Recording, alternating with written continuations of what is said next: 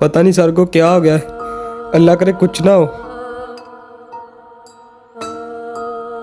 Doctor साहब, अब कैसी तबीयत है सर की? देखें, हम कुछ कह नहीं सकते, उन्हें दिल का अटैक हुआ है। अब उनके लिए दुआ करें और एक खून की बोतल का इंतजाम करें।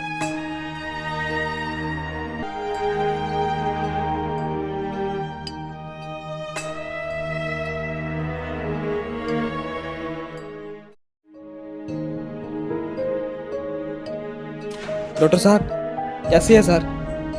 हमने उन्हें बचाने की बहुत कोशिश की, लेकिन सॉरी, हम उन्हें बचा नहीं सके।